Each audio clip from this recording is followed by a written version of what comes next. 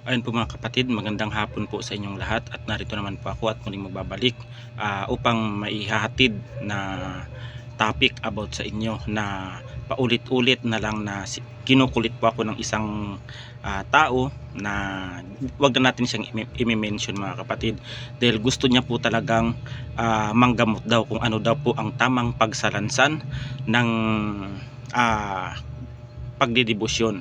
Yan po ang unang-una. Ito po yung part 1 mga kapatid na aking ituturo na tutorial about sa pagdidibusyon. Ang pagdidibusyon po ay napaka-importante po yan, lalong-lalo na po kung kayo ay papasok sa isang larangan ng espiritual tulad ng panggagamot. Yan po. Ang panggagamot po mga kapatid, lahat po ng tao pwede pong manggamot. Basta meron pong mga maestro, may mga guro, mga master kayong o mga supremo, yan, na tamang gagabay sa inyo upang hindi po kayo maligaw ng landas mga kapatid, tulad ng pagtatahak sa espiritual. Yan. Mas maganda po mga kapatid, lagi po kayong magdebosyon araw at saka gabi bago matulog, dahil yan po ang importante na ating depensa sa ating katawan, espiritual, pati sa ating pamilya. Ayan po, ang dapat po mga kapatid, nasa tamang pagsasalansan po ang inyong mga orasyon na inyong isusulat sa inyong libreto, yan, sa inyong notebook bilang inyong general round devotion, yan, sa spiritual kumbate, yan. At ituturo ko sa inyo mga kapatid ang inyong pamamaraan o inyong gagawin, yan, at aking isunulat dito, yan. Ituturo ko po yung mga pangalan, pero hindi ko po ibabahagi sa inyo ang mga orasyong ito, dahil po ito po ang mga orasyon na akin pong pinaghirapan, akin pong inipon, akin pong pinag-aralan para sa aking pangdepensa. Hindi ko po pwedeng ibabahagi sa inyo, pero ang mga title nito ay pwede kong sabihin sa inyo. Kayo na po bahalang maghanap ng mga aral na ito, kasi yung sa akin ay lihim po yan na aking nakalap din sa aking iba't ibang mga maestro, master, sa aking mga guro na aking natutunan dati sa kanila, na aking sinalansan din bilang akin na aking pangsariling debosyon o panalangin. Yan po, unang-una ang inyong gagawin kung kayo ay papasok sa spiritual, kailangan po munang linisin ninyo ang inyong sarili. Yan po, ang unang-una, kung kayo po ay magdidebosyon bilang isang manggagamot, kung gusto ninyong pasukin ng spiritual, ay kailangan po ninyong simulan sa first Friday o di kaya last Friday ng buwan. Yan, dapat po tuloy-tuloy hanggang sa umabot ng 49 days sa mga lalaki at saka 48 days sa mga babae. Ayan po.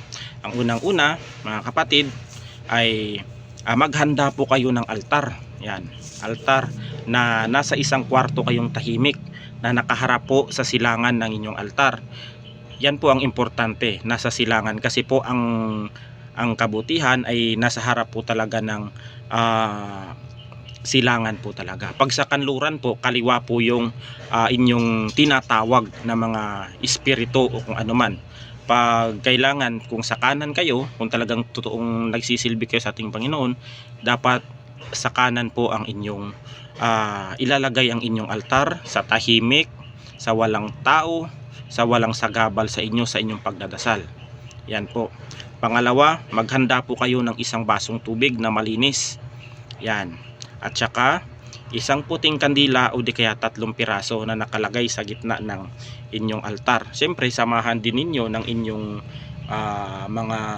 kung may mga santo man kayo dyan. Siyempre, Katoliko tayo, may mga deboto tayo. Yan po ang ninyo, ang gagawin, sasamahan ng iba't ibang mga santo. Yan. At ang pangalawa mga kapatid, siyempre magbabasa na kayo ng aklat at saka manalangin kayo ng taimtim. Siyempre yung walang nakakadisturbo, walang nakakadistract. At ang gagawin niyo, ito ang unang-una na sa aking pagdidebosyon, ang unang-una talaga pambukas ng lahat ng spiritual o kaalaman. Yan po. Pangalawa, pambukas sa kaalamang espiritual. Yan po yung mga aking mga makalangit na mga dinadasal, at talagang sasaiyo talaga ang liwanag ng espiritual kung kayo ay pumapanig sa ating Panginoon. Yan, panawag sa espiritual. Pangatlo, ang pagpasok ng kaalamang espiritual upang kumasi sa iyo. Yan, ang mga kaalaman. Yan, tatawagin mo lahat ng mga espiritu, lahat ng inyong mga para pumasok sa iyong bilang depensa sa iyong katawan. Yan. At ito na yung 1, 2, 3, 4, 5. Pang-anim, mga kapatid. Pang-anim, pasimula. Yan. Pang-anim, pasimula. Kung ano man ang iyong patungkol, kayo po ang bahala. Yan, kung ano yung inyong kahilingan o patungkol, kayo po ang bahalang isulat sa inyong kwaderno kung ano man yon. Yan, patungkol. Katulad nung sa akin ay isinalang. Yan, patungkol. At saka yung panalangin ninyo.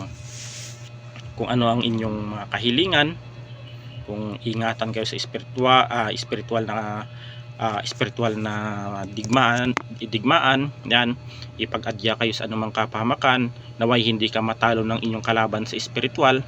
Ganun po ang iyong mga panalangin. Yan, at saka yung pang-8 po, mga kapatid, ay yung tinatawag na Paternoster. Yan, kasi yung dinadasal ko dito, iba naman po yung Paternoster na ama namin. Iba't iba po kasi ang Paternoster, mga kapatid. Paternoster na dinadasal ni Moises, yan kasi ang dinadasal ko na Paternoster. Yan, at saka yung credo na itinuro ng Diyos kay Moises, yan yung credo na inilihim. Hindi po talaga yan na sa Biblia, hindi po talaga nakikita yan, kasi nga tinatawag na lihim po yan. Kaya nga po hindi po yan nakikita sa hayag, kaya nga tinatawag na lihim na karunungan. Yan po, credo. Yan po ang tinatawag sa Tagalog, sumasampalataya. Yan yung pang-9. Yung pang-8 ay Paternoster, yan yung ama namin. Yan, ito yung pang-10. Yan ay yung Aba Ginoong Maria. Yan, pang-10 na isusunod niyo sa inyong debosyon. Yan, ito yung pang-11, yung Gloria Patri, o tinatawag na luwalhati sa Ama, sa Anak, sa Diyos Espiritu Santo. Yan yung pang-11. Yung pang-12, mga kapatid, yung Orimos. Yan yung mga ni Moises na itinuro ng Panginoon sa kanya. Yan, at saka yung pagbati.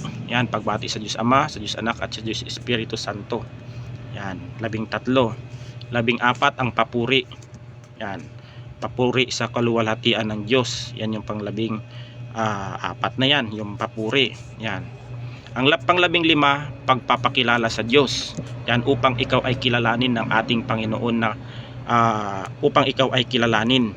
Yan, siyempre may mga orasyon talaga yan na upang kayo ay kilalanin, na magpapakilala kayo sa kanila na ikaw ay isa sa tagasunod o sumasamba sa kanya. Yan, paghingi ng tawad. Siyempre tayo din ay makakasala. Kahit ako, hindi ako perpektong tao, mayroon din akong ugali na hindi rin nagugustuhan siguro ng iba. May mga talaga ako, may lahat naman tayo may ugali na tinatago din siguro. Siyempre kung may pagkakasala man tayo sa iba, ay siyempre hihingi, kung hindi man tayo ang makaka-direct ng paghingi ng tawad sa ating mga nakaaway dati, siguro may dadirect natin sa Panginoon kung tayo man ay nagkasala sa kanila. Siyempre may mga bagay kasi na kahit wala naman tayong ginagawa sa ibang tao, nasa din naman yan. Siyempre ang kailangan din ninyo ay ang paghingi ng tawad. Yan, mga kapatid, paghingi ng tawad, para siyempre kung ang Panginoon nga nagpapatawad, tayong tao pa kaya. Yan yung pang-16 na ilalagay ninyo sa debosyon. Yan, hanapin niyo din yan, mga kapatid, dahil naaandyan yan sa mga lihim, sa mga batikan o mga naaral na mga antingero. Sundin po ninyo yan. Yan ang paglilinis sa sarili. Yan yung tinatawag na Anima Christi. yung paglilinis ng sarili. Yan yung ilalagay ninyo sa 17. Yan. Ito yung pagbaklas ng pagkakasala upang dumaloy ang liwanag sa inyong katawan. Yan. Ang pagbaklas ng pagkakasala. Yan. At saka yan yung pang-18 mga kapatid. At saka yung pang-19 ay ang pagbibihis ng kasuotang espiritual na makalangit. Yan, para dumaloy ang liwanag sa iyong katawan mula ulo hanggang talampakan. Yan. Ito naman, pagbibihis ng kasuotang espiritual. Siyempre kung tayo ng mga tao ay may kasuotan nga tayo tulad ng mga salawal, damit, short, yun pa kaya yung sa espiritual. Yun mga kapatid, sa espiritual, yan yung dapat importante. Yan. Itong 3, pagbibihis ng kasuotang makalangit, pagbibihis ng kasuotang espiritual, at saka kapangyarihang nakapulupot sa katawan. Yan. Yan yung dapat i-apply ninyo sa inyong debosyon. Yan. Yan mga kapatid. Yan yung 3. Yan yung pagbibihis ng kasuotang makalangit, pagbibihis ng kasuotang espiritual, at kapangyarihang nakapulupot sa katawan. Sa spiritual po yan mga kapatid, hindi po tayo tulad ng sa Dragon Ball na may mga may mga power talaga na nakikita. Hindi po ang spiritual po mga kapatid, hindi po nakikita ang kakayahan ng isang tao, ngunit nararamdaman ninyo yan. Yan ang katotohanan dyan mga kapatid. Yan. Nung pagkatapos ninyong isalansan yung kapangyarihang nakapulupot sa katawan, isusunod po ninyo mga kapatid yung liwanag sa ulo at kamay sa inyo. Yan po ang mga na yan, ay po ninyo yan. Ang mga orasyon na yan, iihip po ninyo yan sa isang basong tubig para pumasok po ang lahat ng orasyon doon sa inyong katawan. Yan po. Yan yung 22 ito, yung liwanag sa ulo at kamay. Yan. At saka isusunod yung 23 upang kasisilawan kayo ng kampon ng kasamaan. Yan po ang gagawin ninyo mga kapatid. Yan. At saka isusunod na ninyo yung koronang espiritual. Yan. Ang koronang espiritual po mga kapatid ay napaka-importante po sa ating mga manggagamot. Yan. Hindi ako sinasabing nagmamayabang o nagpapasikat ako. Ang sa akin lang naman, ang mga request ng gustong matutong manggamot ay ihahayag ko sa kanila.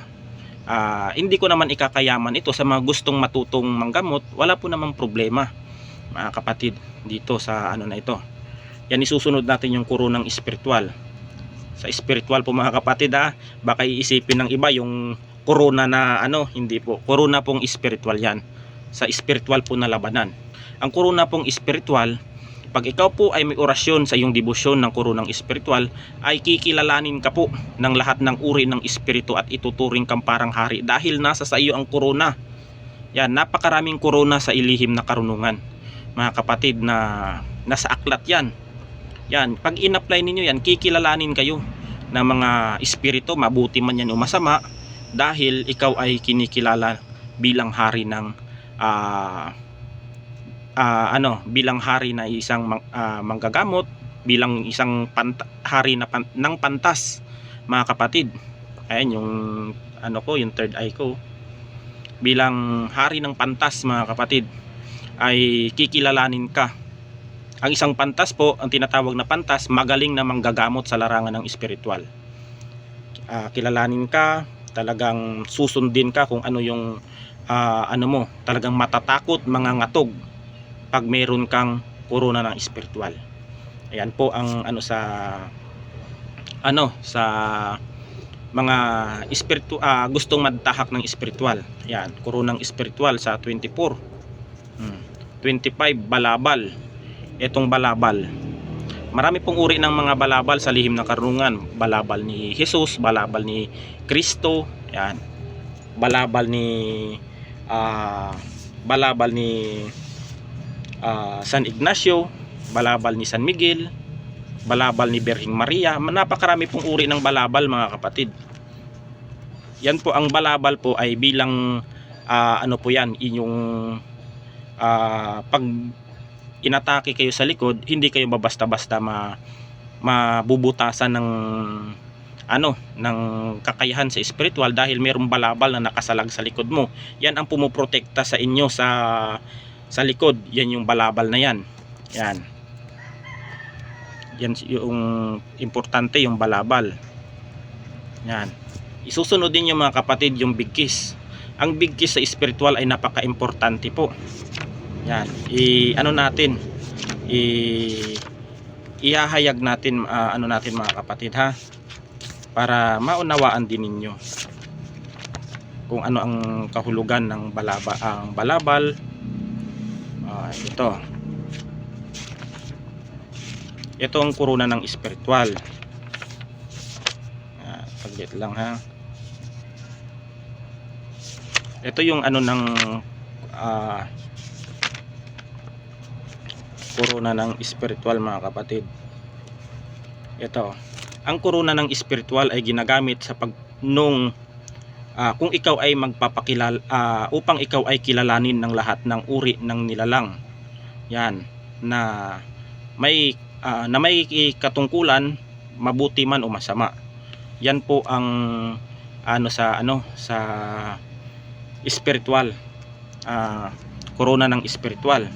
Ang balabal naman mga kapatid, ito. Ang balabal ay ginagamit pang proteksyon sa lahat ng bagay, spiritual man o material. At ang lahat ng paraan ng paggamit nito ay dinadasa lamang kung kinakailangan. Ayan. Yan, at babanggitin lamang ninyo ang salitang ito at siguraduhin ninyong walang tao sa likod dahil nakakapinsala ang mga salitang ito. Ayan. Yan po ang mga ng balabal na napakabisa po yan mga kapatid. Yan. Yan po ang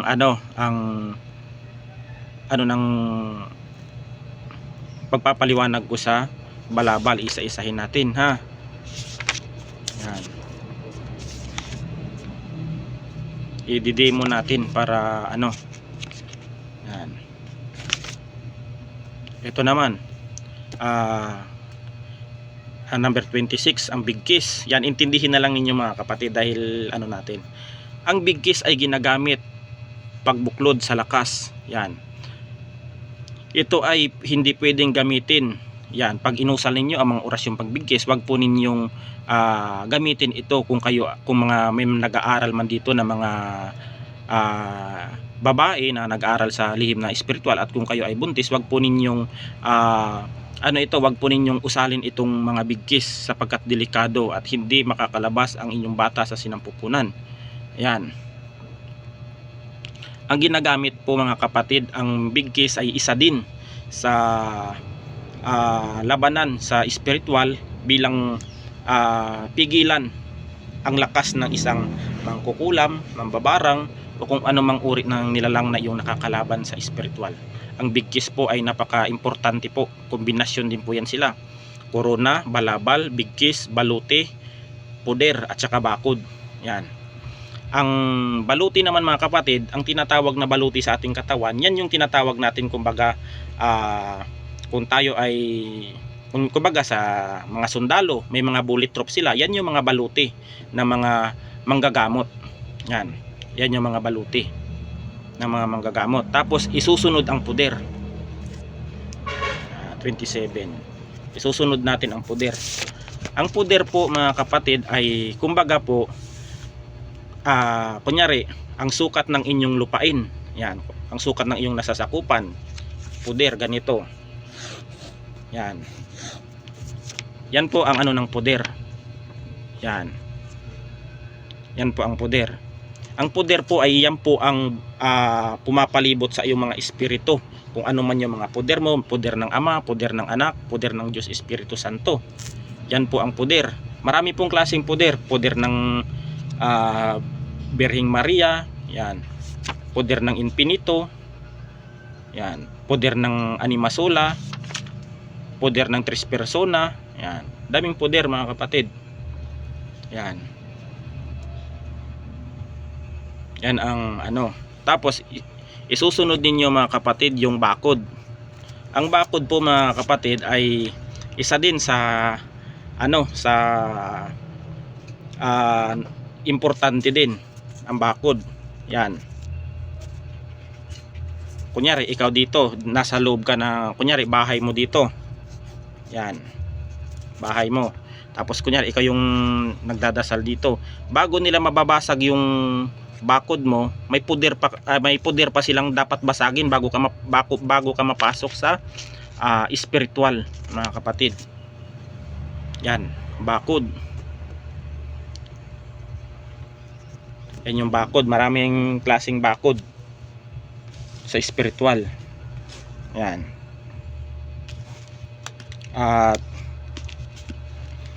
ang ano, rebuelta sa rabuelta. Kung sakaling ikaw man ay kukulamin, babarangin ka, gagantihan ka, babalik sa gumawa at nagpagawa yung ano sa iyo, yung ginawa sa iyo. Maring kunyari may ginamot kang pasyente.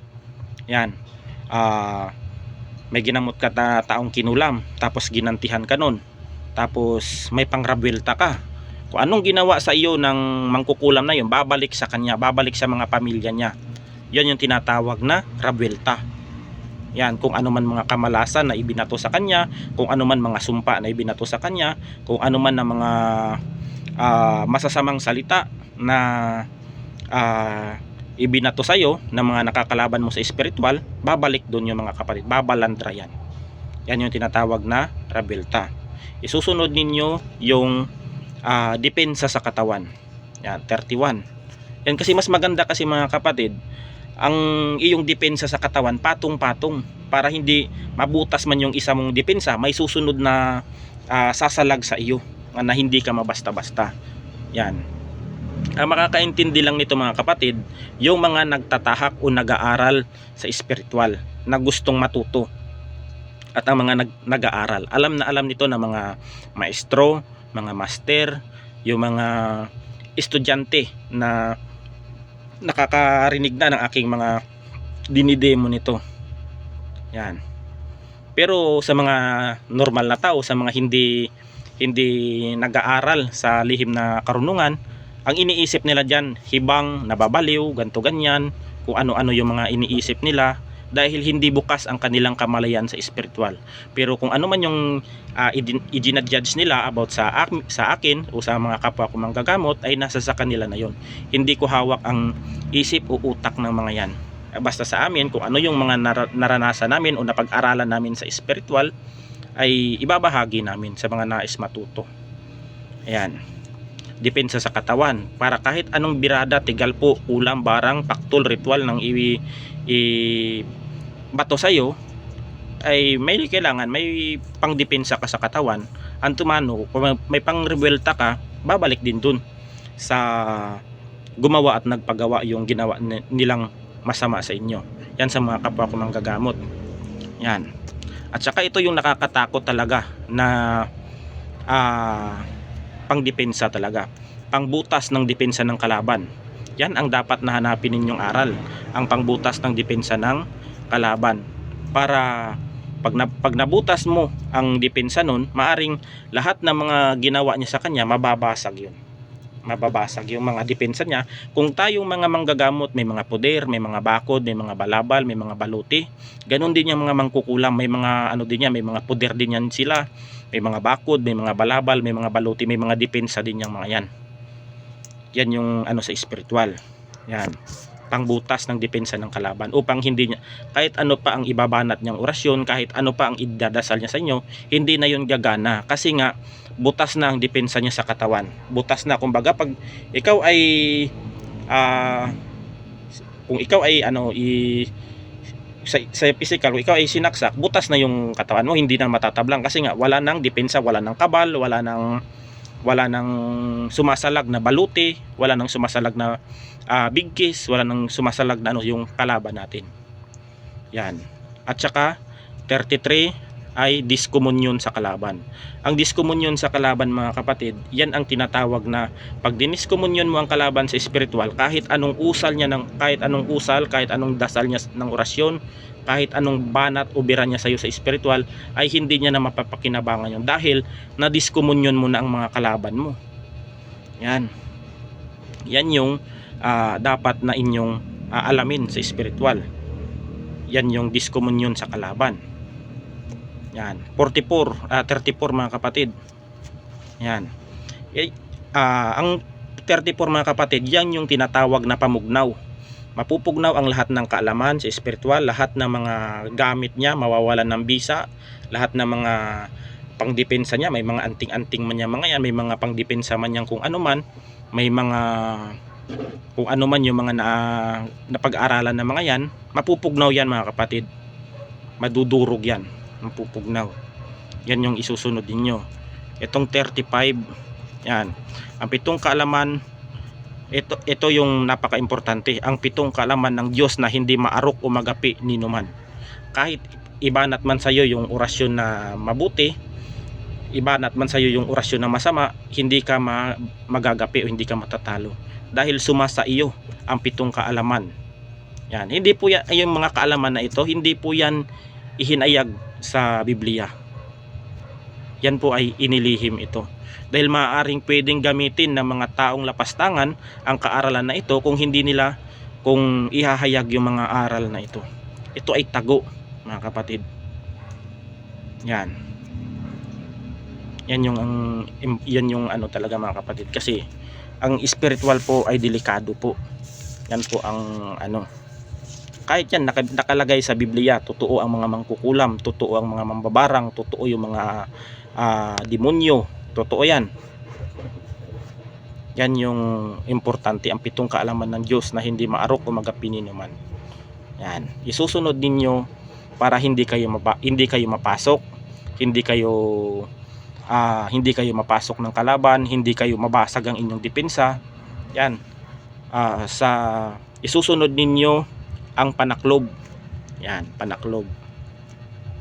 Yan yung 36, panaklob. Yan yung importante. Siyempre sakluban ninyo ang inyong kung kayo ay may poder, na, ayan, kunyari yan yung poder, yung box, yan yung poder na sakop ng iyong lupain, kumbaga sa spiritual, may bakod ka na, kailangan mo pang sakluban. Kailangan mo pang sakluban yan, mga kapatid. Kumbaga yan na yung panaklob, yung bilog mo.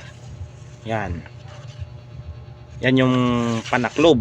Ito yung poder mo, yan yung bakod mo nakatayo.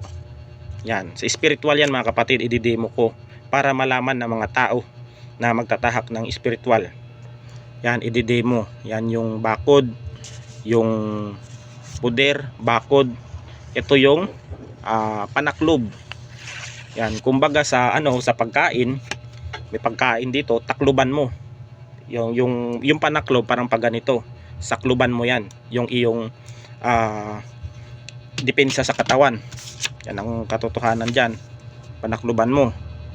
At ito, yung 37 na gagawin ninyo ay upang hindi ka mahubaran ng iyong kakayahan sa spiritual o kapangyarihan na iyong tinataglay. Kung meron kang orasyon na ito na upang hindi ka mahubaran ng kapangyarihan, ang lahat ng simula umpisa hanggang sa 37 ay hindi po basta-basta mababasag ang depensa mo dito, kasi nga nakalagay dito hindi ka mahuhubaran ng iyong kakayahan o kapangyarihan sa spiritual. Yan, may nakapanaklob ka na. Yan, hindi ka pa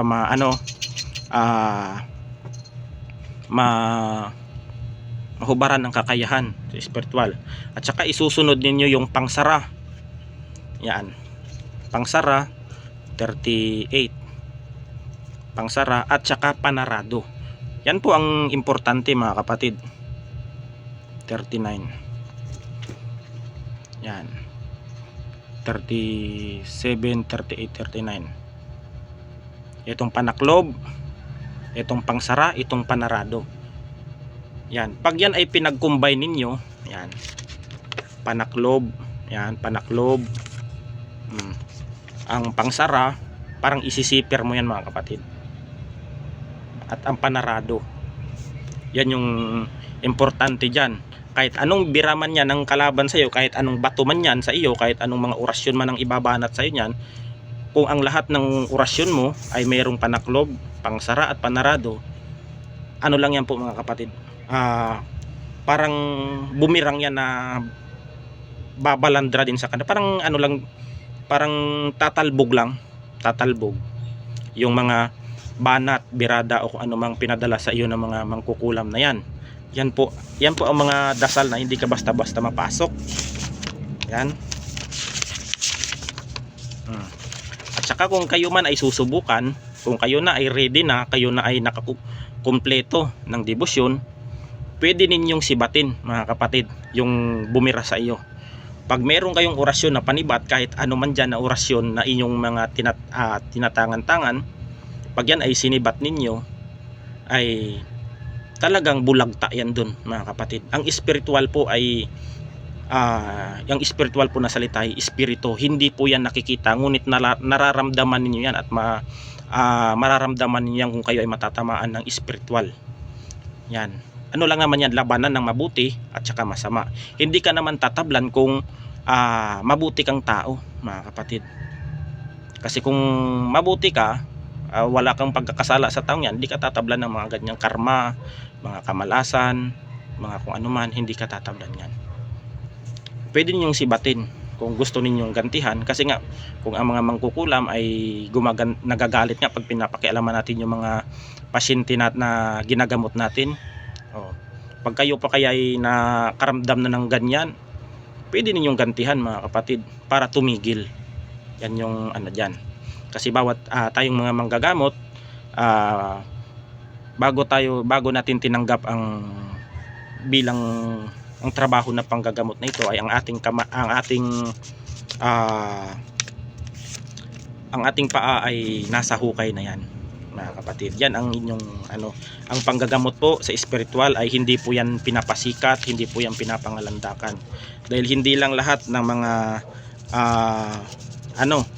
hindi lang lahat ng mga tao, hindi lang mga espiritu ang mga nakakalaban natin dyan. Meron ding mga iba na sinusubukan tayo.